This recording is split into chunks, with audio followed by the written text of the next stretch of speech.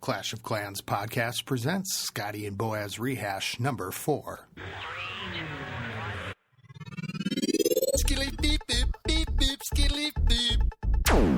Hey everybody, we're back with the second part of the conversation with Boaz that we had during the middle of the beginning of all this update stuff that has come out in the last few weeks. So you can hear some of our speculation and kind of see how right or how wrong we were. So let's continue with the conversation and have some fun.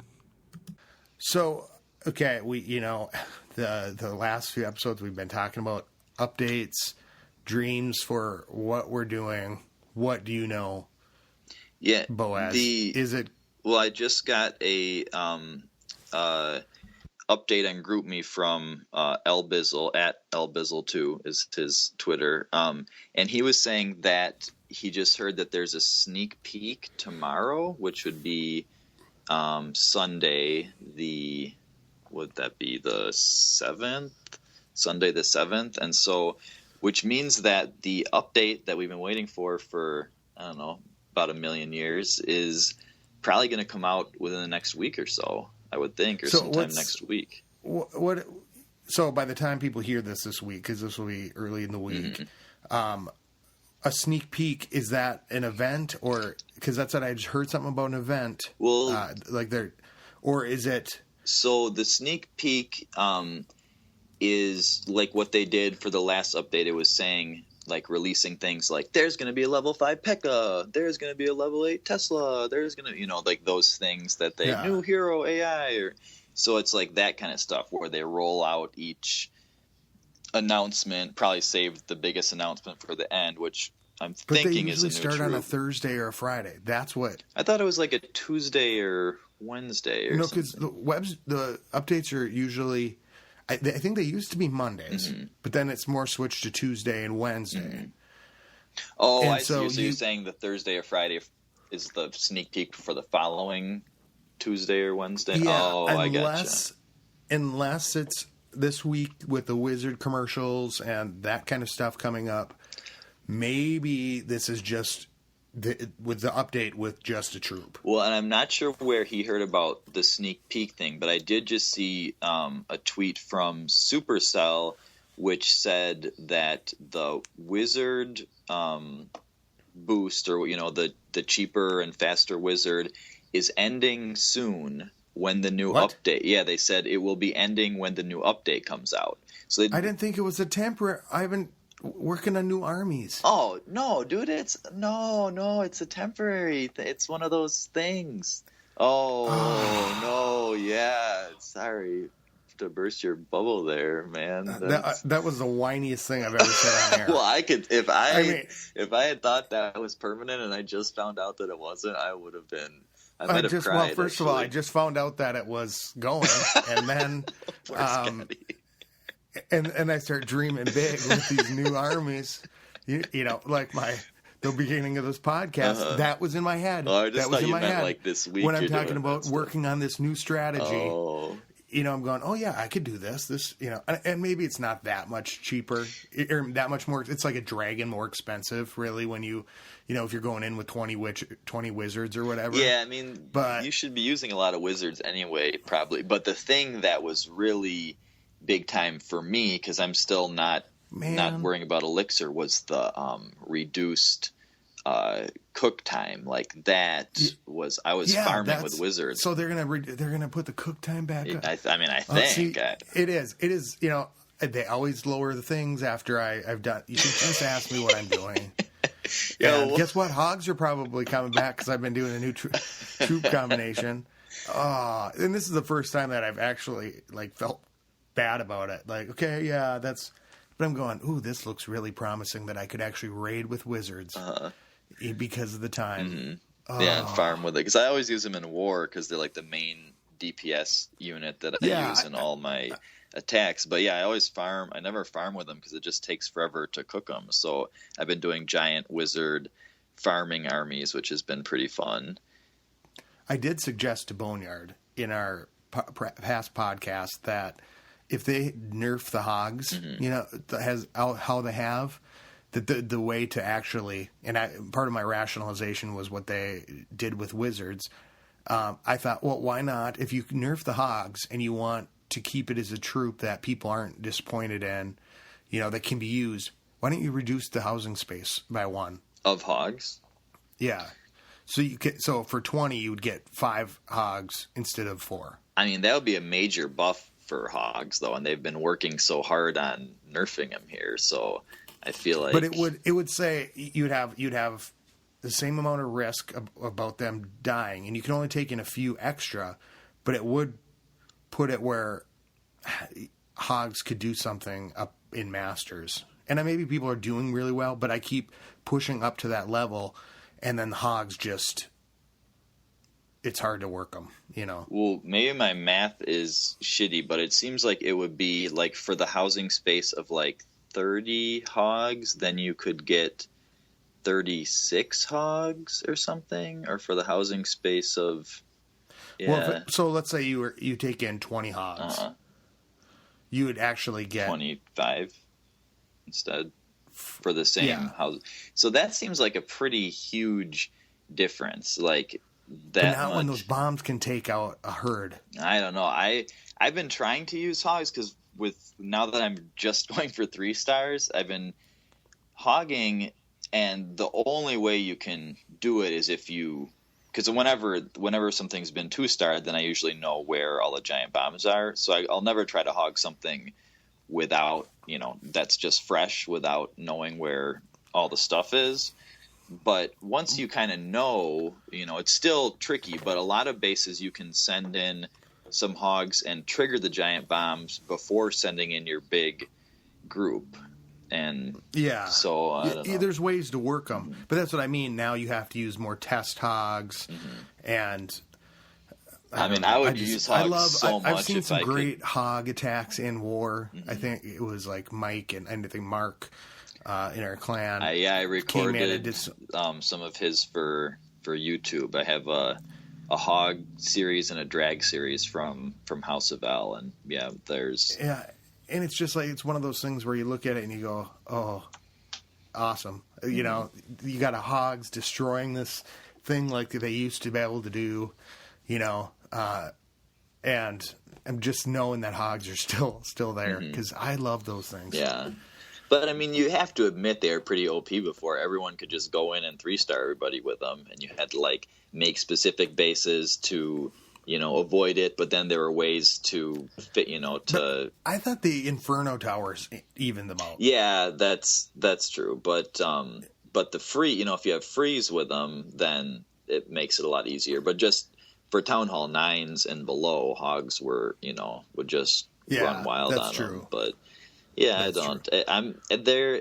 Everything's fluid, and constantly changing. And there's some, I think, really, really, really smart people that are figuring it out because it's such a delicate balance. And one thing I was thinking of is how we're complaining, man, it's how can you possibly 3-star a max base, and then the higher level people or the expert attackers being oh yeah, it's way too easy to 3-star a max base. And so if both of those opinions are out there, then it's probably the perfect balance, because if they go farther in one direction, then it's the other people are going to be what the hell, so it's probably right, good in the middle the way it is, just because if the opinion is split like that, then you can't please everybody. So that is true. And then the AI changes, and then the game changes, and we have stuff to talk about on this podcast. Yeah, that's the nice thing is with all the. And I think the war has put a different pressure on troops a little bit, because then you've got, certain styles of attack, and if you can't have one surefire way to do everything, you still have to maintain the strategy. Dragons can go in and take it out, but there are some great dragon attackers. Yeah, and I just think about in our clan, Sasquatch and Atiok and Jesse, Unique. Well, I could which go down the leads list me to of people who would do it right, Ooh, yeah, I know exactly who you're going to say, and I'll leave him off. Or Sister Pringle, where they know really what they're doing, and and at different levels, and it's great to be able to see that, and and it's strategy, even with whatever type of troop. It's not a guarantee, and that leads us to that leads us to Barcher King, the famous Town Hall 7 dragon attacker who gets, I would say, 80% of the time gets the most heroic attack in House of L, 75%, something like that. Yeah. He's pretty much always locks it up over there.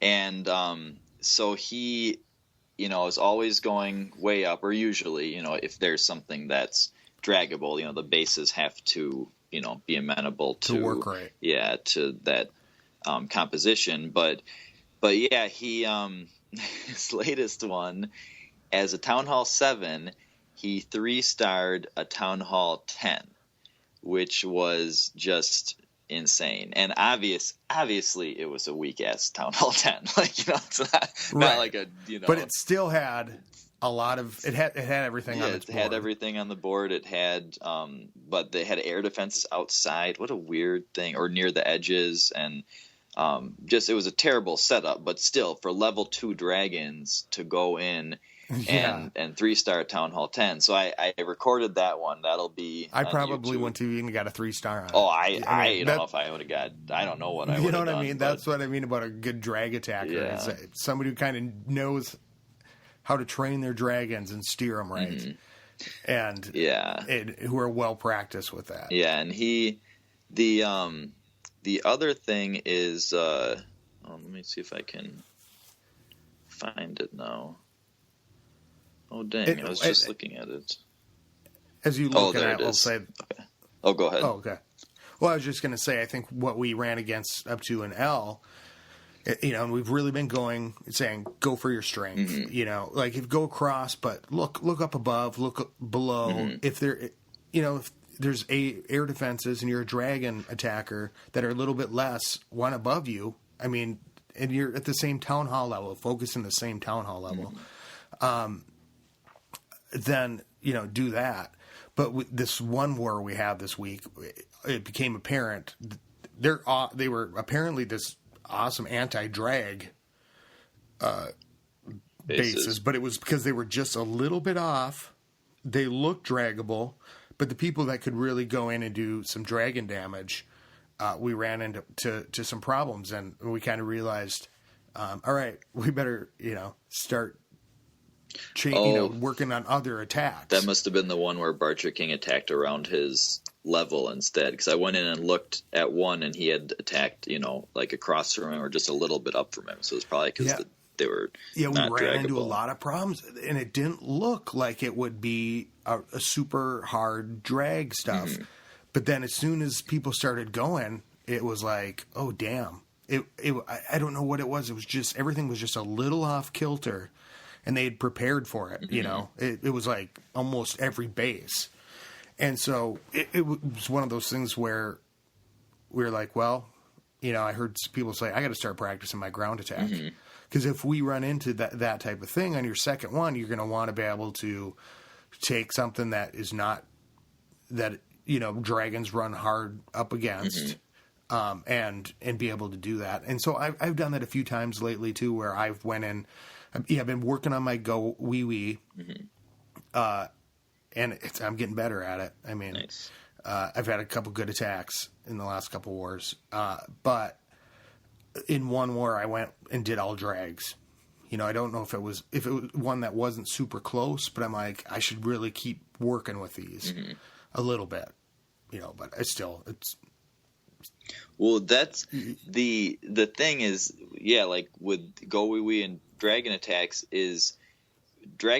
for definitely Town Hall 7s is the best, and usually I think Town Hall 8s. Although I've been surprised at how good of troops Town Hall 8 can get. I didn't realize that they can get like level 4 hogs and level 5 wizards and solid golems and stuff. So that was pretty surprising. But in terms of until you have those really those other troops upgraded all the way, dragons are really good, and for Town Hall 7, they're really good. So I was going into the House of L war to record attacks for YouTube, and it was almost all dragon attacks.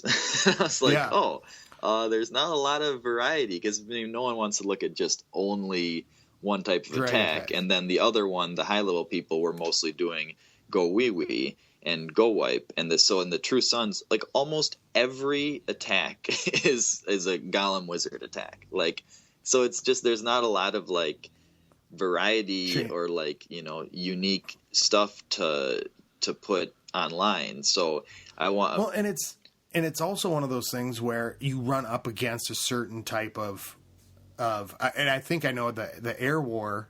I think we were getting the matchups. We had a couple lighter matchups there for a little bit, and it was they didn't really care about air D, and that's what this last clan looked like. Is they didn't look like they cared about air D, and so it was easy to drag in, and people really took those in. But then the war changes, and you run up against a tough thing. You get 2 attacks. We attack 4 times a week in war, and you're using your war army, and it's expensive to practice outside of war, if you're not trophy pushing and stuff like that. So it's like that's the only time you really get to practice those attacks and becoming familiar with different types of attacks, I think is even more important now. And even like today, so I've been practicing the go wee wee, and I kind of told you about my attack with the giants. Yeah. It's really about the principles all the same. Yeah. Send in. So I'm not using golems, but I'm using 15 giants, but I can treat them the same. And that's the same thing as if you start using golems, is you treat it like it's a few different giants, and a pack or whatever. Yeah. So you can play around with troop compositions and make up for farming that also work in war. And of course, they're never the same. Yeah, but that's a super good point though, because like I always feel like I really need to suck it up and use my war attacks while farming so I can get better at it. And so the nice thing, but I usually just use barbs and archers, or that's what I had been doing for a long time. But once they lowered the stuff for the wizard, I was like, wow, I can use wizards while farming, pretty easily and efficiently here. And so I was doing some farming attacks with giants and wizards, and it's so much more similar to the war attacks, and you're not wasting dark elixir on the golems, but you still have the base troops, which are the tank, the wizards, and the wall breakers. And so it was really nice to get some practice in like that. And of course, in war, you're not going for loot, so it's like you've got a completely different mindset. Yeah, that's a really good point. And people place things different, but it also, if you can go in and work those troops, and I really got inspired by this I think this attack that Clash Daddy had with giants just kind of all walking towards the wall with the wizards coming behind, and he was talking about it being a dark elixir farming thing. And I just happened to see it on Twitter and checked it out, and I thought, you know what, I'm practicing this in war all the time with the golem. He's sending in, and I'm getting a sense in war where how to steer the wizards and the witches and what king and queen will play, and I'm just like, well, I can switch my army composition a little bit and use what I'm learning in war, but also learn more about what I'll do in war. Yeah, the same principle without wasting dark elixir, basically. Yeah, because I really don't want to do go-wee-wees all the time. Yeah. Because it takes a long time. Yeah, and a lot of dark elixir. Yeah, and a lot of dark elixir. So if you switch it up and you do... So it's 30 housing space for golem. If you're playing with the giants and treating them like that, of course they're going to take. They have some benefits themselves because their hit points are about that's I think 6 giants' hit points are a little bit more. Yeah, I would think it's more hit point. Mm-hmm. But against an Inferno Tower, they're taking 5 hits if it's a multi. And the golem splits into the golemites too when it dies, which is a huge advantage. And something I just learned, so that while watching YouTube, which I just started doing, there's a lot of pretty useful stuff on there, was that when golems split, and I think also when golemites die, they deal damage.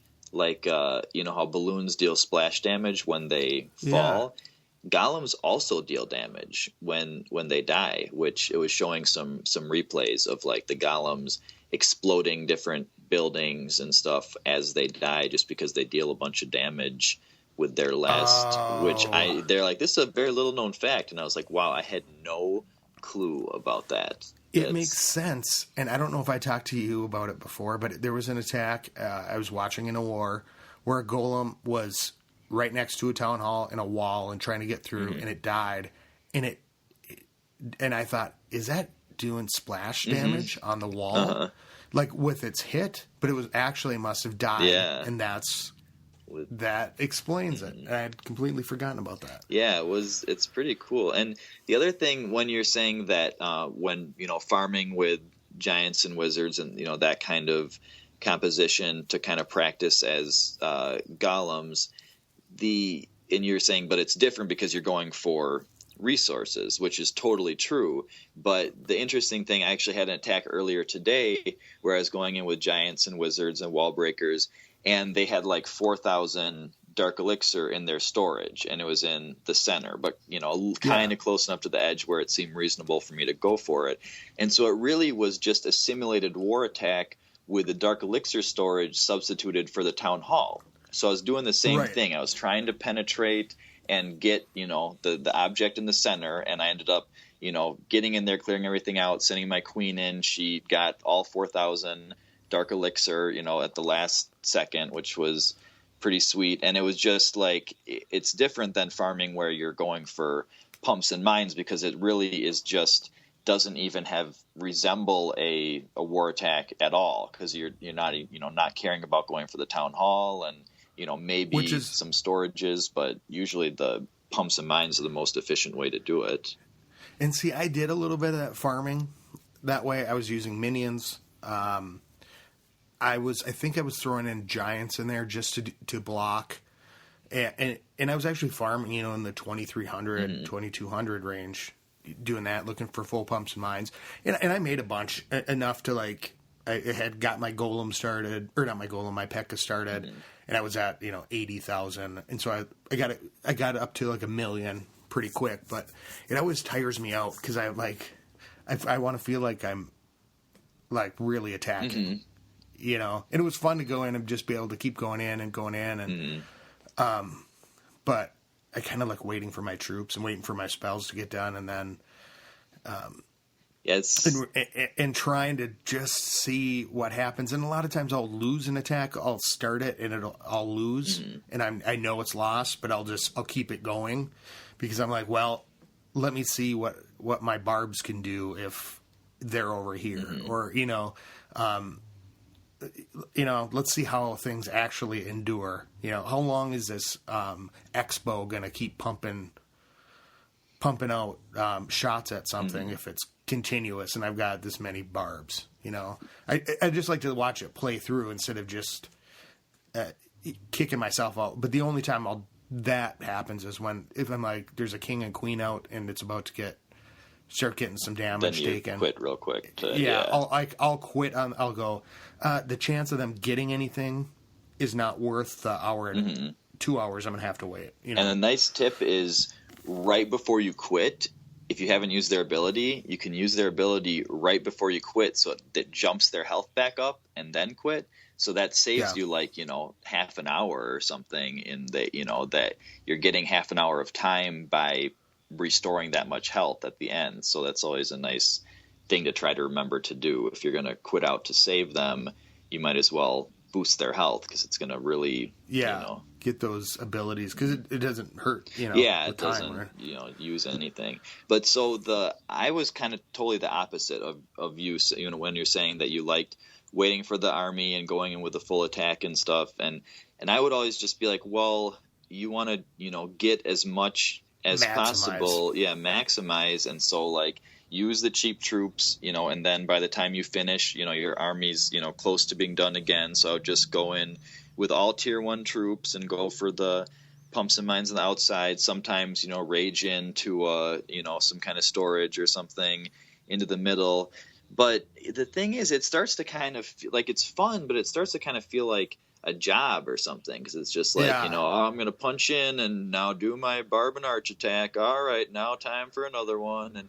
And you're not improving your attacking skills at all because I've done 1,000 barb and archer farming skills. But I mean, I don't really need to improve. Like I've done so many farming attacks like that it's not like improving my skills at the game at all. Like I really should, especially now that I'm, there's nothing big that I'm really saving up for besides heroes and walls right now. And now I'm starting to do traps. I realize my traps suck, which I kind of just forgot about. That's why I had been so slow for a while because it was getting the traps up. It was like working on walls, working on traps. Ugh. Yeah, and so it's like it just seems now like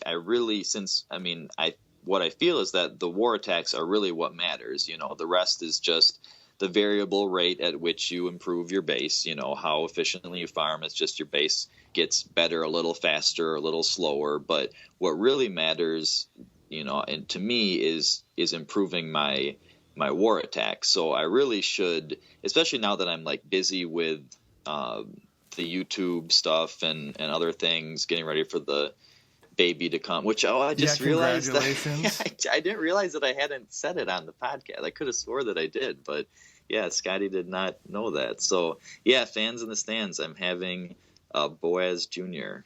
coming. Oh my God. Yeah. And so the littlest classic. I don't have time to just sit down for like a couple hours and do a whole bunch of barb archer attacks. So it probably makes more sense now for me to cook, an army that takes a while, then sit down and do a full attack, then do some other stuff and later come on and take, the few minutes to do a full attack. And so I think that just improves my skills too so much more. Even if you're just farming, there's ways I think to play around with it. And that's even just like, okay, if you want these pumps and mines, you can save yourself money, because of course the giants cost more. But if you sent in a giant in front of, pump and mine, and then you use less archers and barbs, and you play around with troop compositions that you might actually end up, making more money, farming that way. And I don't know, I just like playing. I think it's cool. And when I get to see these attacks that people go in and just fucking clean up for very little money, I'm so jealous. Yeah, but for sure. But now I'm higher. I'm farming higher because I'm going mostly for dark elixir.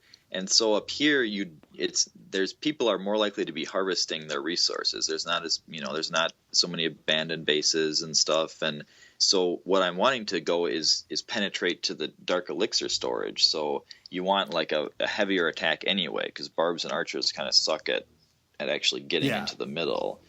Well, and that's why I like hogging is in farming, because you can usually get that stuff up. But with this new attack, and who knows how it'll go, because I've had a couple good attacks today.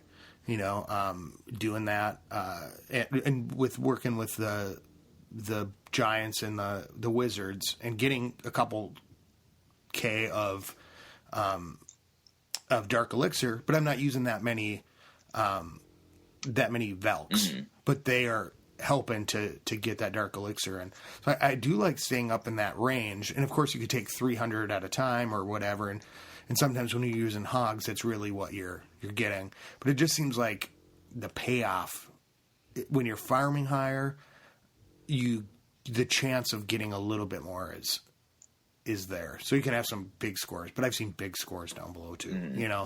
Yeah, I guess it's just a different preference. type. But the thing is, you're never going to get a big Dark Elixir score down low. Like, you know, it might be more efficient for Elixir and Gold and stuff down there, but if you really want to be working on your heroes and stuff, you need to be up there because there's just nothing, you know, down low when you're picking on. And I would try to farm, you know, going lower and lower, and then pretty soon it's like I'm not making my dark troops, you know. But I like the fact that if you're training dark troops, then you're using 6 barracks, which goes a little bit faster. Yeah, that's a really good point. Like when I push with balloons and minions, I'm actually using all the barracks, which is you know, which cuts down your time and 50% more production. And that minion. I was using giants, minions, archers, wall breakers, and those minions were nice, you know, because you could send them in after damage had been done or as backup, and but I kind of keep wanting to practice only because those wars are so intense. You know? You've got people like now with the live attacks, it makes a difference, you know, and you're trying to just figure out the rhythm of the cannon attacks and when you release your wall breakers, you know, because that 1 second, if the bomb's in the air and the wall breakers are just about to meet up to the wall, you know, you could throw off your whole attack. Yeah. Oh my God, I hate that. Running out of wall breakers and you haven't penetrated far enough is so brutal. Oh my God. Well, and the big thing was, and I think you saw this too, or I don't know if I mentioned it to you or you mentioned it to me in the clan, about turning on your music and your sound effects. Yeah, no, that was a tip from Sister Pringle. I have a bunch of things that are tips from Sister Pringle because I never, ever use the sound because it's just like a lot of times I'm playing, you know, next to my wife and I'm not going to be, or playing, you know, in the waiting room somewhere or just there's usually someone around or often someone around when I'm playing. And so I don't like having it on because I don't want the dun dun dun dun, you know, thing, you know, suddenly to turn on all loud when I and it already drains your battery fast enough. Yeah, and so I just never. I was like, oh, well, what am I missing by not having the sound effects on? Like just a little, hey, you know. So, but Sister Pringle was like, no, you hear everything. I think I might have a little list because someone else was chiming in too and giving advice about what kind of stuff. So and here's the difference, and this is what I could imagine it being, and this is why it's more fun, I think. And you, well, sorry, I didn't mean to interrupt. No, go for it. Your list, but it's what I realized is that if you're sitting around on battle day, you're not like waiting for the you can hear cha-ching, and then you can do that. But it would be probably because I'm not big into football. You know, I never really got it. I don't know why, but I can imagine the difference is between watching football on silent and watching football with sound on. Well, the difference there is that when you watch football with the sound on, you have commentary, and so they're telling you what's going on. But it's much more fun. Yeah, and it's more like, you know, you're there. But I never really got anything out of the sound effects, really. It's just kind of annoying video game noises, like little pings and bleeps and stuff. And so I just never... But the battle noises. Yeah, and like, the battle map, things clashing. The war map. And it's kind of, you know, it's kind of cool, but I found there's nothing I liked about it, and it was a way bigger benefit to not have, you know, noise coming out of my phone while I was playing. But so I had only thought of it as like an entertainment value, like, oh yeah, it's kind of fun, you know, the clashing swords. But so what Sister Pringle said is like, no, you hear things like dragons dying, I mean other troops dying, wall breakers exploding, so you know if they blew the wall or if they got, you know, killed by a wizard tower before they got to the wall or something.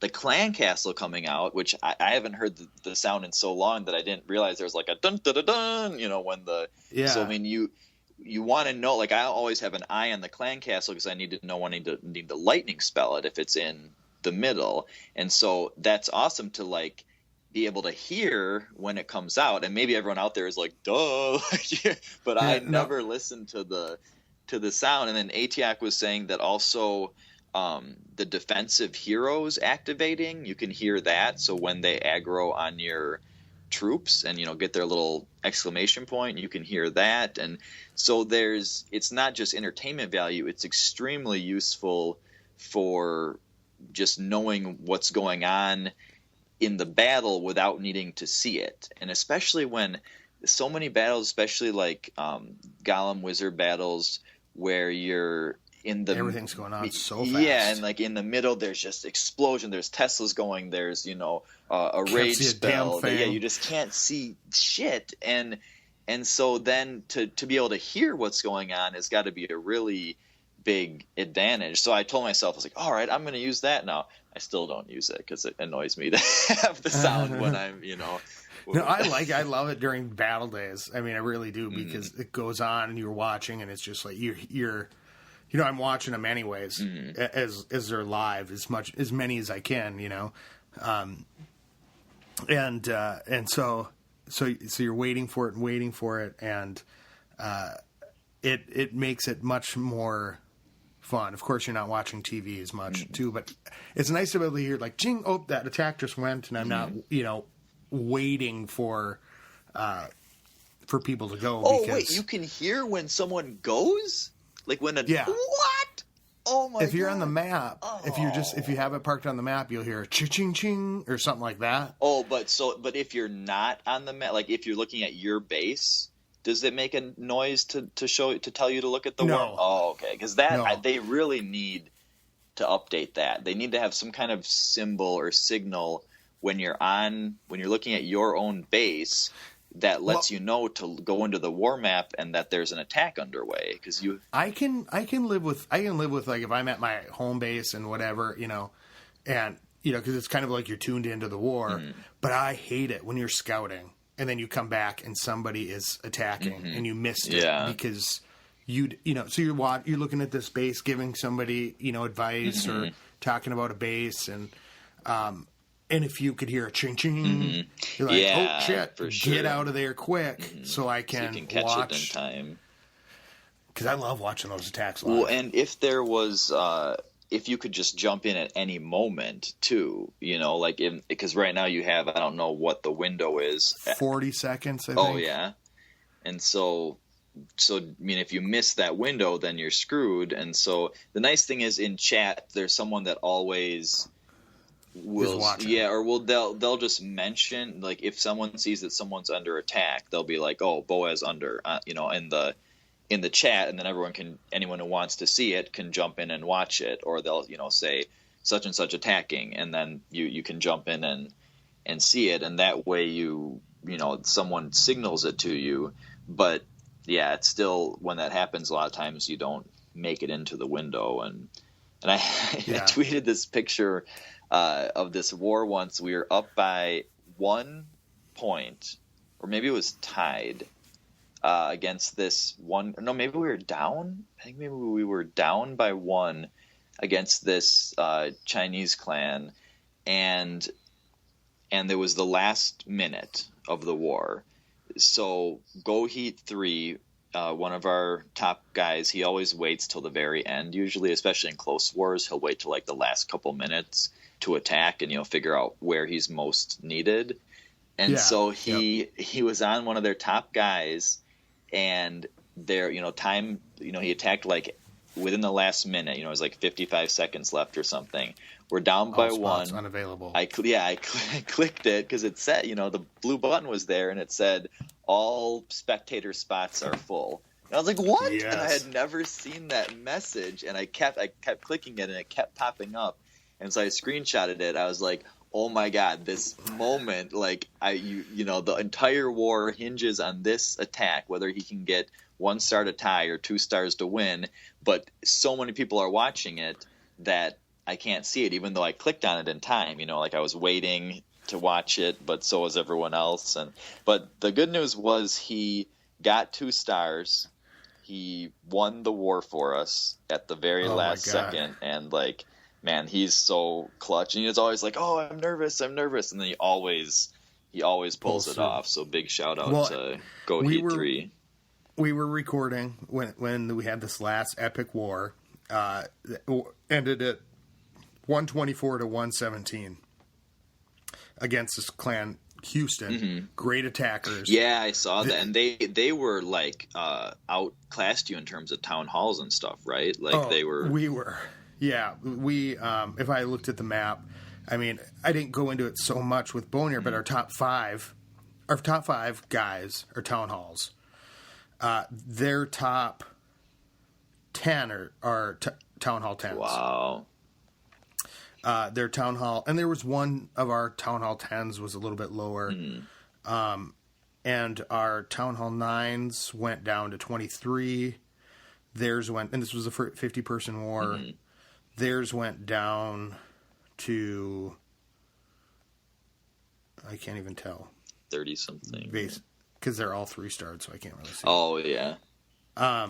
Yeah, but it was, when the war started, you know, it was one of those things everybody went, oh, shit. This, you know, we're gonna lose. Yeah. And the war started off, and it was actually kind of close. We were just getting 2s, and they would get a 3 and a 2 and a 1. And I like it when we get behind right away. Yeah. Because like I said, it's always a 24-hour war, you know? And so the people that attack at the beginning that do really well kind of can get overshadowed because they get their 3 stars right away, you know? And so it's not when it's like super close, you know, because somebody else's 3 stars at the beginning counted just as much at you know, as at the end a lot of times, you know? Unless they're the beginning one's an easier base, and then the 3-star at the end has been saved because no one wanted to attack the base. So. Exactly. Yeah, exactly. And in this war, it was like the people going straight across were going a town hall above themselves. And against, you know, some of the bases were a little bit like early bases, but it was not a battle that, you know, was just like super clear. It was like, we will have a hard enough time getting to win this if they are medium attackers. And they were good attackers. Wow. The clan Houston. And it went down to it. And we were in the last, we were recording through the last like hour. Oh, is that what Phantom Warlord posted? All the stuff that happened in the last like 5, he posted in the line chat. Yeah, in the last 5 minutes. God. After 4 minutes, it said... That was crazy. It says last minute on the war log. And it was like 111, 112. It was tied.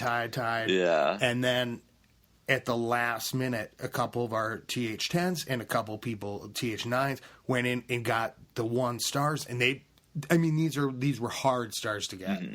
You know, it was like...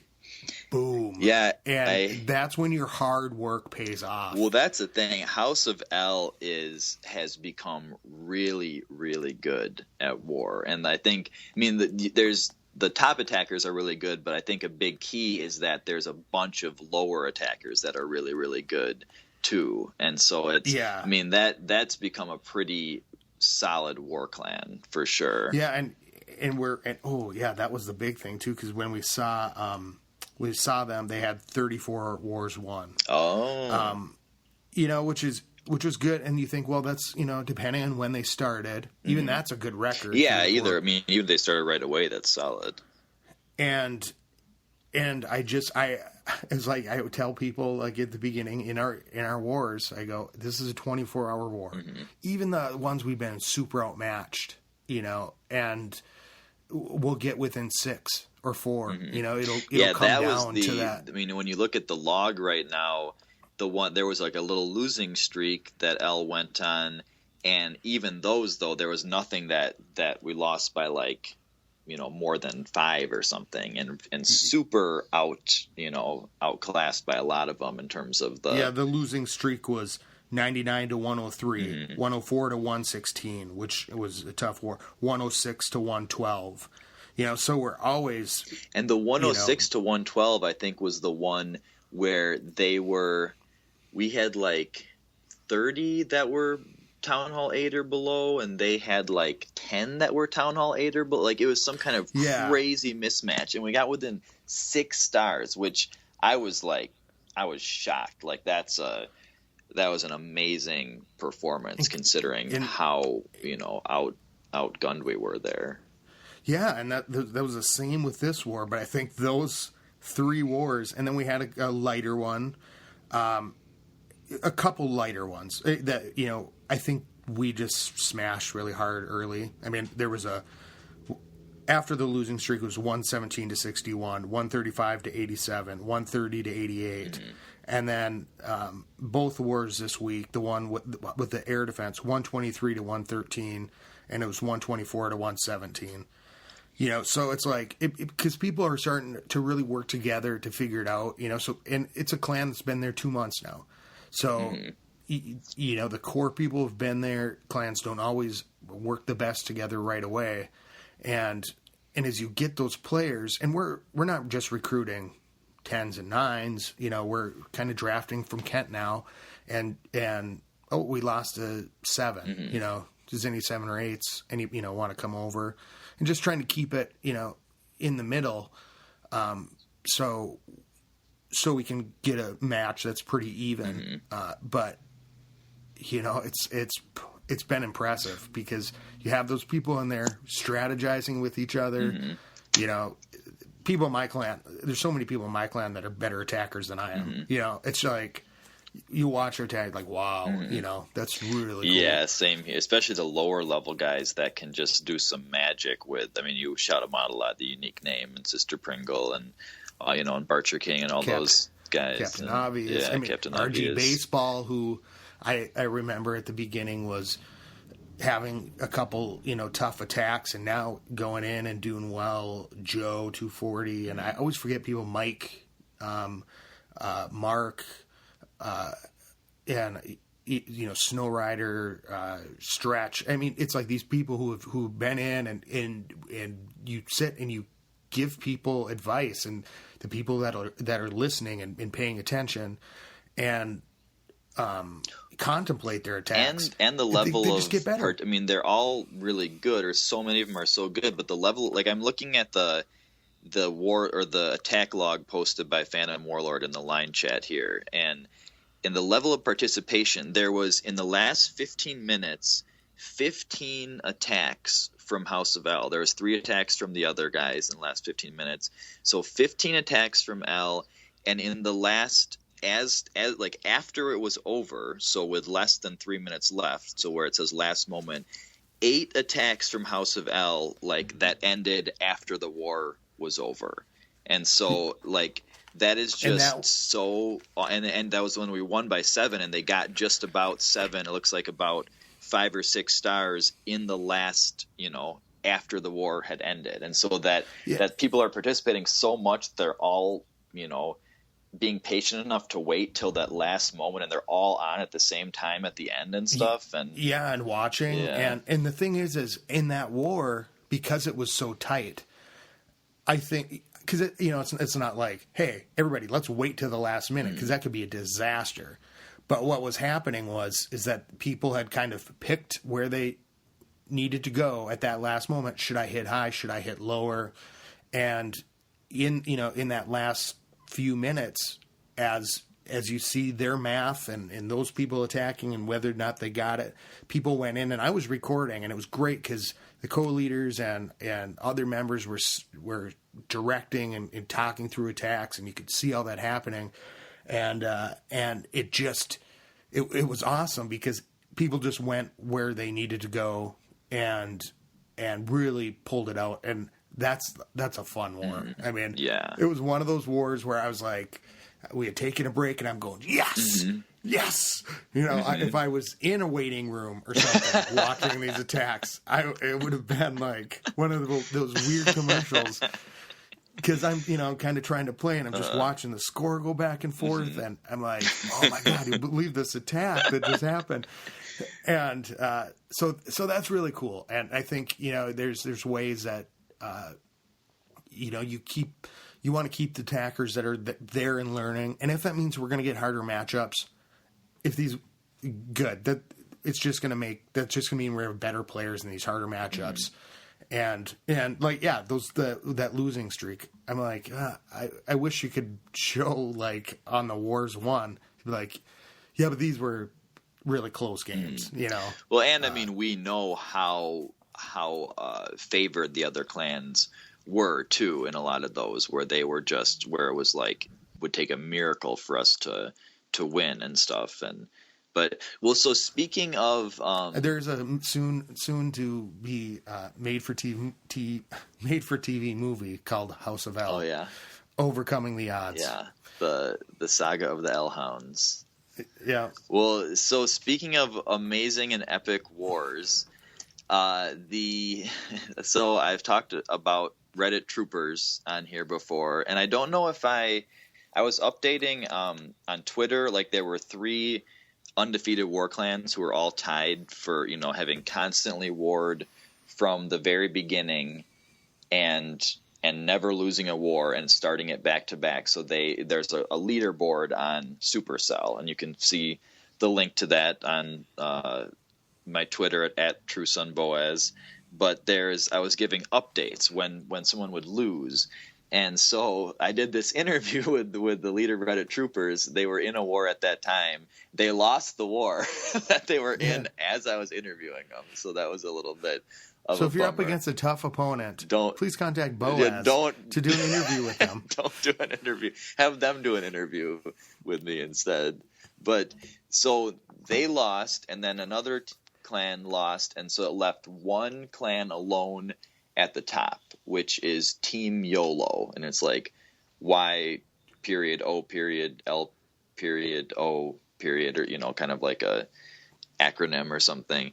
Well, I guess YOLO is an acronym, but they they decided to leave that. The periods. Yeah, they put periods in it. So if you want to search for them sometime, so they were left alone at the top. Reddit troopers took a loss to this crazy ghosting. Like I saw the breakdown on I think Reddit and the Supercell forums, where they had so many more Town Hall 10s, Town Hall 9s. They all used iMod, cheating programs that they told Reddit troopers that they used cheating programs. Like, I don't know why you guys aren't doing it. Like, you idiots, like you should be using this. You can cheat. Why wouldn't you cheat? And so they ended up beating them, and that left this Team YOLO at the top. And so I'd been kind of following them and stuff.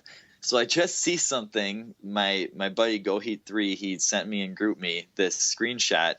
Reddit troopers got matched up in a war against Team YOLO. So oh my god, the 73 war wins. The only clan with 73 war wins. Unless we were realizing there might be foreign language there might be like Russian clans or Chinese clans that we can't search for, and they're not letting people publicizing their war wins, except in maybe there's like a Chinese language leaderboard too. So there could be someone who's tied. But there can't be anyone with more, because Team YOLO has never lost. So there could be some Chinese clans with equal amounts. But they're gonna have 48 hours of just relationships, crazy. Because I mean, if anyone out there heard my interview with Rejuven, you know how seriously Reddit troopers takes it. And Team YOLO, the clans on the leaderboards are clans that are known to not be cheating clans. So if there's proof that they're cheating or whatever, then they're not on there. So Team YOLO must be the same kind of deal as Reddit troopers, like just taking it so seriously, and this same level of organization and stuff. And so they got matched up with each other as the two, 73 win, 72 win. And you can find it if you want to see, like, there's just a huge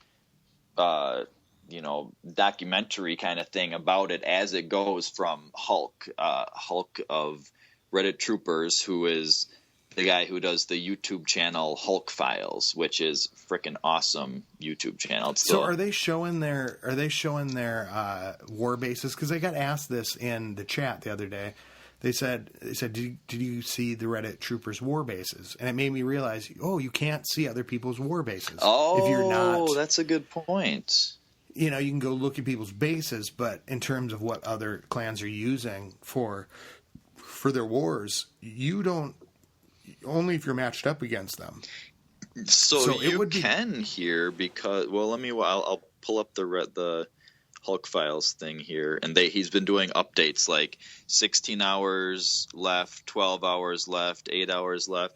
Looks like 9 hours left. It's 56 to 56. Holy crap! That must be. Everyone must be just peeing their pants while they're attacking over there. That is just incredible. So he's doing like as it goes. Oh my god! What a weird base! What a weird base! Oh my god! This guy from Team YOLO has one of the weirdest bases I've ever seen. Huh? Man, these people and those things work. Yeah, and that's why I'd like to look at the war bases of our clans, enemies. And if I see one that, with Exace, there was one that just ate up attacks, even a couple dragon attacks. So I just switched it. And it's still my TH8 base because I just threw my stuff on the map and with Exace. Because Kent Farmhouse has started now wars, which are no obligation wars. Yeah.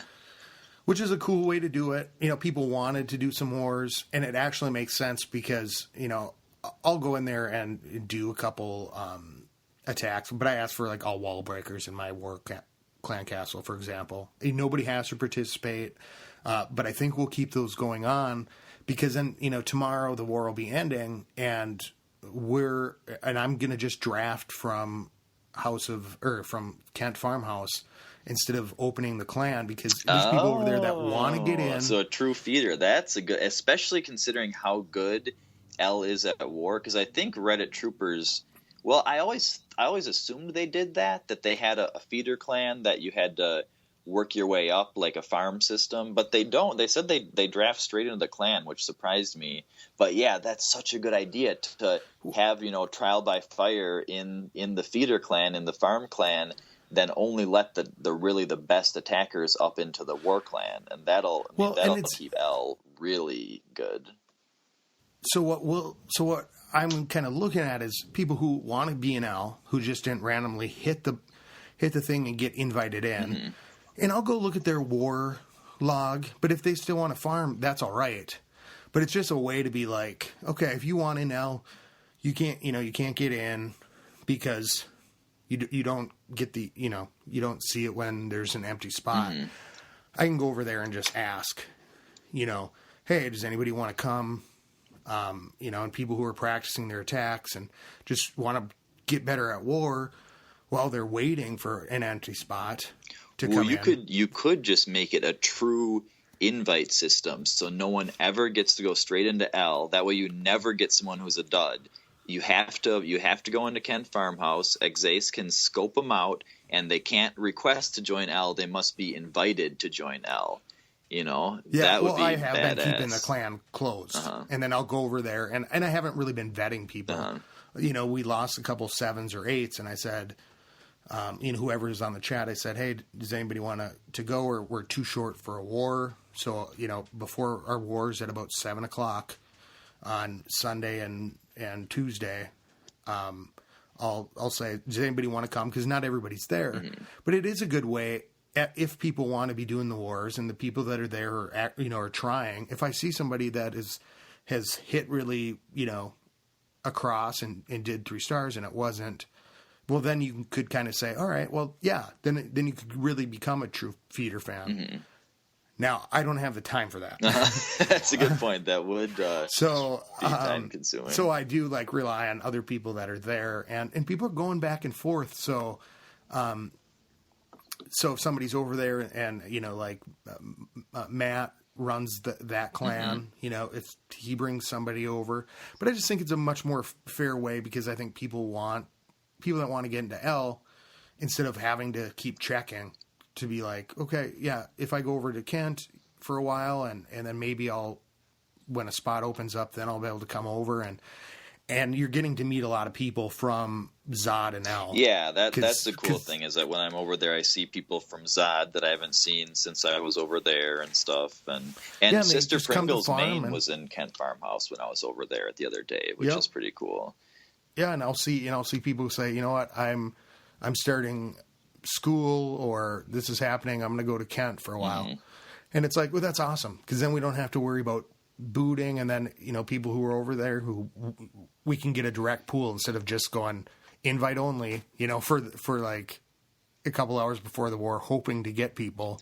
Well, and people have been around. And they want to be part of the clan. So, and it would be very time consuming for you to vet everybody, but you could have, Fandom Warlord and the other, I don't know if there's other co-leaders in Kent Farmhouse. They could scout the attackers in Kent Farmhouse, and then that, because if they spend most of their time there, if he spends most of the time in your builder's account, or enough time there, then he could be like, oh, hey Scotty, this guy, you should invite him to move up because he is awesome, or so people could notice people and recommend him to you, and you could get a pretty awesome system running like that. Yeah, and I'm happy with people coming in that aren't super stellar attackers, right? Because God knows I don't get stars every time.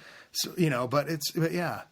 So we're running short on time, of course. Yeah, so I have one thing here, which is an update. I just checked Hulk Files on YouTube. I have an update on the Reddit Troopers Team YOLO War as the final thing here. There is exactly 1 hour left as of this moment. He just uploaded an update video. Each clan has used exactly 57 attacks out of 70. Each clan has exactly 89 points. Wow! So that is no more intense war than that. I mean, that is as intense as it gets. There can be only one. But that's the thing: is the only way for someone to knock off Team YOLO and take their spot is to go against them directly. Like that's that way, because then they'll be tied for wins. Mm-hmm. That's why in sports they try to have people play in division games at the end of the season so that they can decide the division championship by playing each other directly and stuff. So it's the same kind of premise that they need to go against each other in order for someone to finally lose. And it's a clean war. Good luck to both clans. Well, good luck to Reddit Troopers, but also good luck to Team YOLO. That's true. It'd be interesting. Yeah. It'd be interesting to hear about the war from Team YOLO. Yeah, I wonder if they have any YouTubers over there. But yeah, anyone that wants to see the breakdown of this extremely epic war, Hulk Files, you can check it out. Also check out his Halawiwi, Galawiwi attacks. Freaking awesome. Cool. Yeah, so shout out to Hulk. So get a hold of us, clashclanspodcast@gmail.com, at WBSMT Radio for us, Boneyard and I, and at True Son Boaz for Boaz, and 424-27 Clash, and we'll get to more of the stuff next time we record. Oh, yeah, and you can also email clashclanspodcast@gmail.com or truesonboaz@gmail.com. I do have a couple emails that I will get to next time, some really good emails, so definitely keep those coming. They're very very helpful. And I've got a long one from Coop about barching to champion that I got to get to, and so we'll do those upcoming. Sweet. So, all right, well, keep it clashy, everybody. Keep it clashy. Skilly beep beep.